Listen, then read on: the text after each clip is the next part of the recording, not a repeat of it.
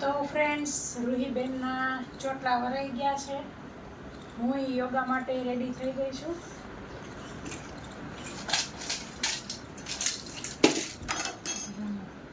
અને આવી રીતે પિનમાં જ રિબિનનું બો કરીને ચોંટાડી દીધું છે, એટલે રિબિનમાં ગાંઠું બાઠું મારવીને ફટફટ બેવને થઈ જાય.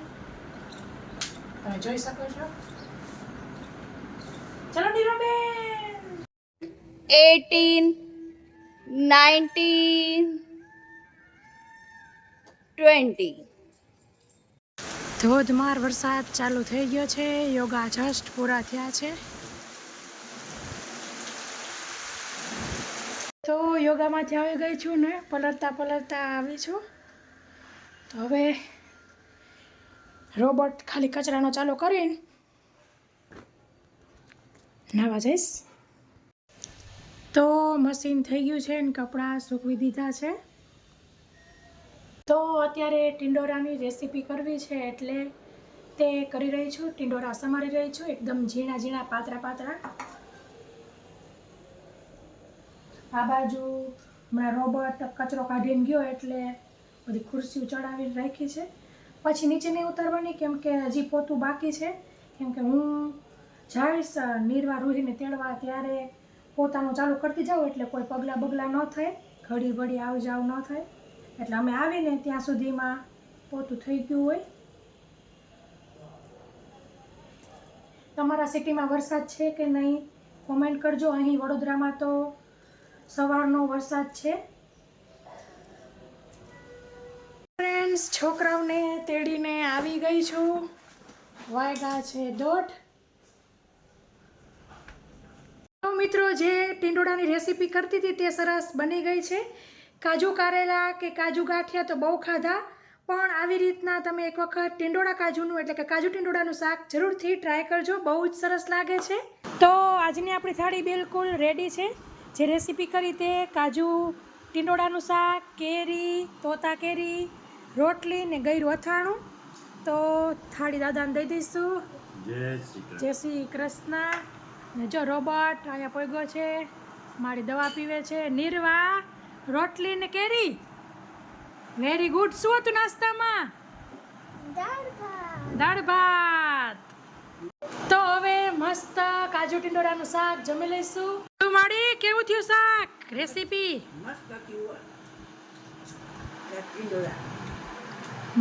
તો 2:15 થયા છે ને રાકેશ આવી ગયા છે. રાકેશને જવાનું છે એટલે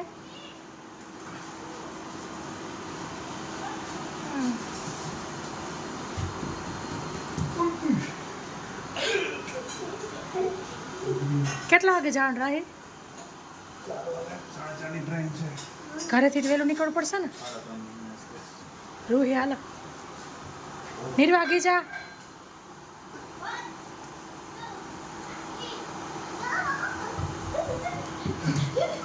તો રાકેશ જમવા બેસી ગયા છે. કાજુ ટિંડોળાનું શાક, કેરી ને રોટલી. અથાણું જોઈ હે. કેવું થયું રાહી શાક? મસ્ત બન્યું છે. સરસ બન્યું ને. કાજુ કારેલા ને કાજુ ગાંઠિયા બધાને ટક્કર મારે એવું છે ને. જોરદાર. કાજુ ટિંડોરા નવીન રેસીપી. તો નિર્વા જો પગલું છાણિયું ગોઠવી દે છે. ઉપર ચડાવ્યા હતા બધાય. તો 3:30 થઈ ગયા છે. રાકેશ જાય છે હવે.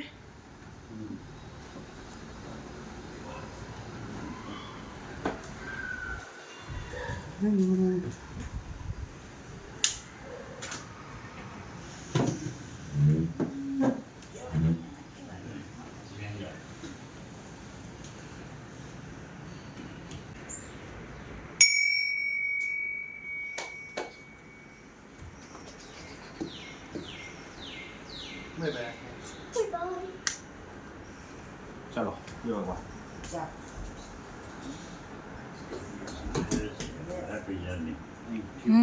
Happy journey. લુલી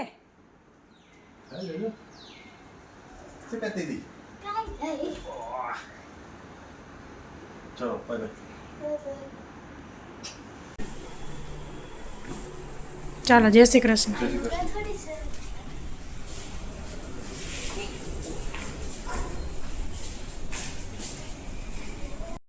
તો રાકેશ ટ્રેનમાં બેસી ગયા છે અને નાસ્તો તેમનો આવી ગયો છે.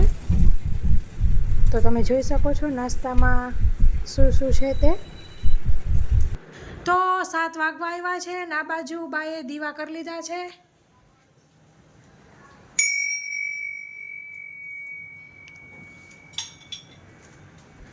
બાન દાદા સાંજે મંદિરે ગયા હતા. ગળદી હતી પપ્પા? હા ગળદી હતી હો. ભજન. અને પ્રસાદીમાં ચેવડો આપેલો છે. તો જો નિર્વાબેન ઉઠીને હમણાં મોડી હોતી હતી, મોડી ઉઠી કાનીલું પ્રસાદીનો જે ચેવડો આપ્યો તો પ્રસાદી ખાય ચેવડાની લે. વરસાદ આજ સવારથી આવો ઝીણો આમ ચાલુ જ છે. બંધ થાય માંડ હુકાય ત્યાં પાછું ચાલુ થઈ જાય.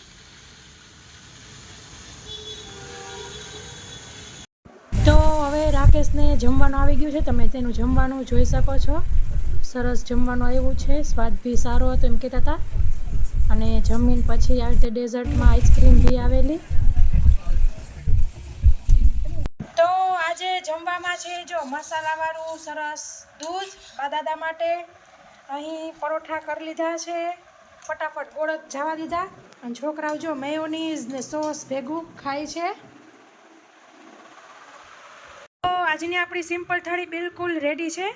પરોઠા, મસાલાવાળું દૂધ ને મરચાં. તો દાદાને દઈ દઈશું. જય શ્રી કૃષ્ણ. મારી થાળી આવી રીતના છે. બપોરે જે શાક કર્યું હતું તે જાજુ જ કર્યું હતું મારા ભાગનું. તો કાજુ ટિંડોરાનું શાક, મરચાં ને પરોઠા. તો આજ બધા ભાતનું ખાય છે. છોકરાઓ સોસ ને એવું ખાય છે, મેયોનીઝ ને દાદા ને દૂધ. રાકેશનો તો તમને ટ્રેનમાં બતાવ્યું જ છે મેં.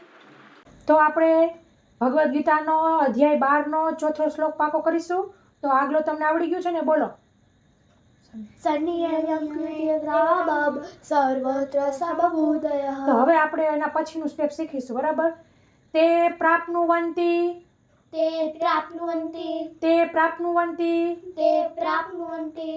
મામેવ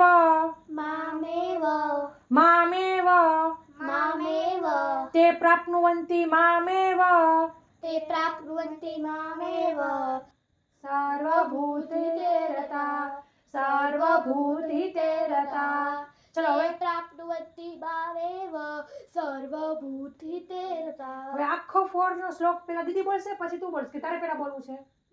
હાલો તો નીરવા પેલા બોલશે, બરાબર? Loudly, okay? સર્વત્ર સમભૂતયઃ તે પ્રાપ્નુવન્તિ મામેવ સર્વભૂતહિતે રતા. Very good નિર્વા. સનિયમ્યગ્રામં સર્વત્ર સમભૂતયઃ તે પ્રાપ્નુવન્તિ મામેવ સર્વભૂતહિતે રતા. Very good. તો ફ્રેન્ડ્સ, આવી રીતના પહેલો, બીજો, ત્રીજો શ્લોક થઈ ગયા છે. અને આ 4થો શ્લોક પાકો કરાવી રહી છું. છોકરાઓની સ્કૂલમાં કોમ્પિટિશન છે, તો જરૂરથી તમારા બાળકોને પણ ભેગો આવી રીતના શ્લોક શીખાડજો. તો તમે શોર્ટ્સ તેના છે, વિડીયો છે, તો તે જોતા રહેજો. આવી રીતે સરસ શીખાડેલા છે. તો જો રાકેશ પોગી ગયા છે ને. હા બેટા પહોંચી ગયો. તમારા હાટે એક સરપ્રાઈઝ છે. આપણે એવું છે? આપણને છે ને શ્લોક 4 આવડી ગયો. વાહ સંભળાવો. સનિયમ્યગ્રામં સર્વત્ર સમભૂતયઃ તે પ્રાપ્નુવન્તિ મામેવ સર્વત્ર સર્વભૂતહિતે રતા. જસ હજી પાકો કર્યો એટલે હજી કન્ટિન્યુ કરાવશે એટલે આવડી જઈશ. હાથમાં છે બેબી? રમવાનું રમકડા. તો ફ્રેન્ડ્સ, આ વ્લોગમાં આટલું જ. ફરી મળીશું એક નવા વ્લોગ સાથે. ત્યાં સુધી આવજો. Thank you. બાય. જય શ્રી કૃષ્ણ.